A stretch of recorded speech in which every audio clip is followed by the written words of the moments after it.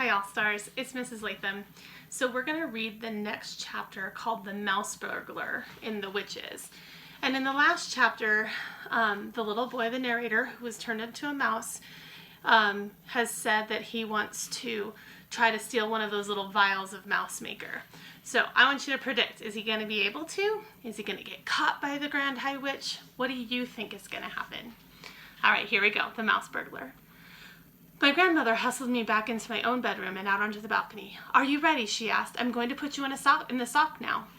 "I hope I can manage this," I said. "I'm only a little mouse." "You'll manage," she said. "Good luck, my darling." She popped me into the sock and started lowering me over the balcony. I crouched inside the sock and held my breath. Through the stitches, I could see out quite clearly. Miles below me, the children were playing on the beach, were the size of beetles. The sock started swinging in the breeze. I looked up and saw my grandmother's head sticking out over the railings of the balcony above. "You're nearly there," she called down. "Here we go. Gently does it. You're down." I felt a slight bump. "In you go," my grandmother was shouting. "Hurry, hurry, hurry. Search the room." I jumped out of the sock and ran into the Grand High Witch's bedroom. There was the same musty smell about the place that I had noticed in the ballroom. It was the stench of witches. It reminded me of the smell inside the men's public lavatory at our local railway station. As far as I could see, the room was tidy enough. There was no sign anywhere that it was inhabited by anyone but an ordinary person. But then there wouldn't be, would there? No witch would be stupid enough to leave anything suspicious lying around for the hotel maid to see. Suddenly I saw a frog jumping across the carpet and disappearing under the bed. I jumped myself. "Hurry up!" came my grandmother's voice from somewhere high up outside. "Grab the stuff and get out!" I started skittering round and trying to search the room. This wasn't so easy. I couldn't, for example, open any of the drawers. I couldn't open the doors of the big wardrobe either. I stopped skittering about. I sat in the middle of the floor and had a think. If the Grand High Witch wanted to hide something top secret, where would she put it? Certainly not in any drawer. Not in the wardrobe either. It was too obvious. I jumped up onto the bed to get a better view of the room. Hey, I thought, what about under the mattress? Very carefully I lowered myself over the edge of the bed and wormed my way underneath the mattress. I had to push forward hard to make any headway, but I kept at it. I couldn't see a thing. I was scrabbling about under the mattress when my head suddenly bumped against something hard inside the mattress above me. I reached up and felt it with my paw. Could it be a little bottle? It was a little bottle. I could trace the shape of it through the cloth in the mattress. And right alongside it, I felt another hard lump, and another, and another. The Grand High Witch must have slid open the mattress and put all the bottles inside and sewn it back up again. I began tearing away frantically at the mattress cloth above my head with my teeth. My front teeth were extremely sharp, and it didn't take me long to make a small hole. I climbed into the hole and grabbed a bottle by the neck. I pushed it down through the hole and in the mattress and climbed out after it. Walking backwards and dragging the bottle behind me, I managed to reach the edge of the mattress. I rolled the bottle off the bed onto the carpet. It bounced, but it didn't break. I jumped down off the bed. I examined the little bottle. It was identical to the one the Grand High Witch had in the ballroom. There was a label on this one, Formula 86, it said, Delayed Action Mouse Maker. Then it said, "This bottle contains 500 doses. Eureka!" I felt tremendously pleased with myself. 3 frogs came hopping out from under the bed. They crouched on the carpet, staring at me with large black eyes. I stared back at them. Those huge eyes were the saddest things I had ever seen.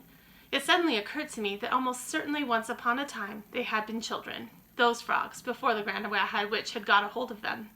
I stood there clutching the bottle and staring at the frogs. "Who are you?" I asked them. At that exact moment, I heard the key turning in the lock at the door, and the door burst open. And the Grand High Witch swept into the room. The frogs jumped underneath the bed again in one quick hop. I darted after them, still clutching the bottle, and I ran back against the wall and squeezed in behind one of the bedposts. I heard feet walking on the carpet. I peeped around the bedpost. The 3 frogs were clustered together under the middle of the bed. Frogs cannot hide like mice. They cannot run like mice either. All they can do, poor things, is to hop about rather clumsily. Suddenly the Grand High Witch's face came into view peering under the bed. I popped my head back behind the bedpost. "So there you are, my little froggies," I heard her saying. "You can stay where you are until I get to bed tonight. Then I shall throw you out the window and the seagulls can have you for supper." Suddenly, very loud and clear, came the sound of my grandmother's voice through the open balcony door. "Hurry up, my darling," it shouted. "Do hurry up. You better come out quickly." "Who is calling?" snapped the Grand High Witch. I peeped around the bedpost again and saw her walking across the carpet to the balcony door.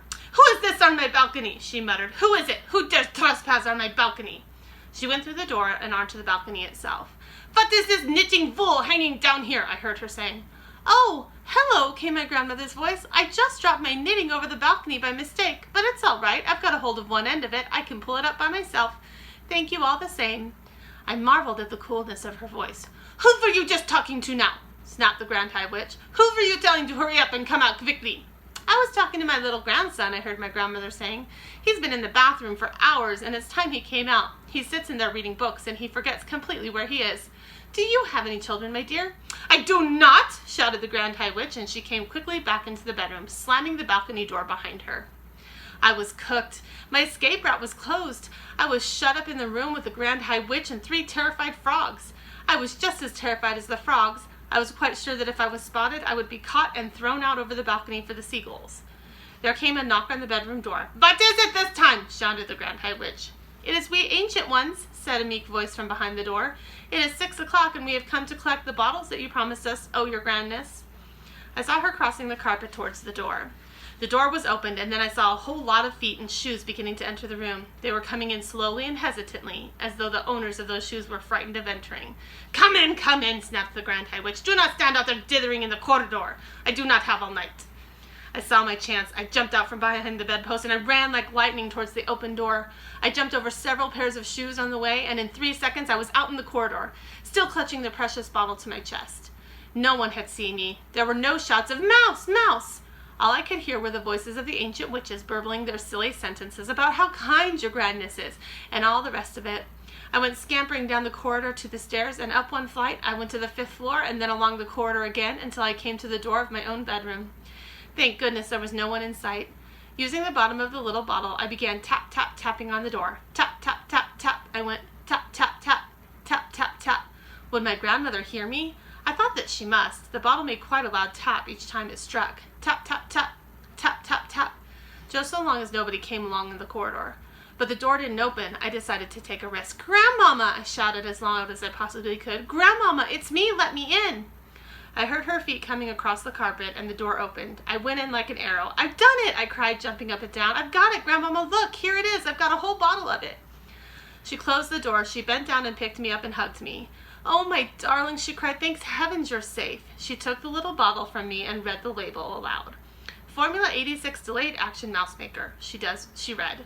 "This bottle contains 500 doses? You brilliant darling boy. You're a wonder. You're a marvel. How on earth did you get out of her room?" "I nipped out when the ancient witches were coming in," I told her. "It was all a bit hairy, Grandmama. I wouldn't want to do it again." "I saw her too," my grandmother said. "I know you did, Grandmama. I heard you talking to her. Didn't you think she was absolutely foul?" "She's a murderer," my grandmother said. "She's the most evil woman in the entire world." "Did you see her mask?" I asked. "It's amazing," my grandmother said. "It looks like a real face." Even though I knew it was a mask, I still couldn't tell. "Oh, my darling," she cried, giving me a hug. "I thought I'd never see you again. I'm so happy you got away." And that's the end of that chapter. So were your predictions correct? Did the mouse? I was glad that the mouse was able to get it, because I think the Grand High Witch needs to be put in her place. So tomorrow we'll read Mr. and Mrs. Jenkins Meet Bruno. We'll see what happens when his parents see him as a mouse. I'll see you tomorrow. Bye, guys.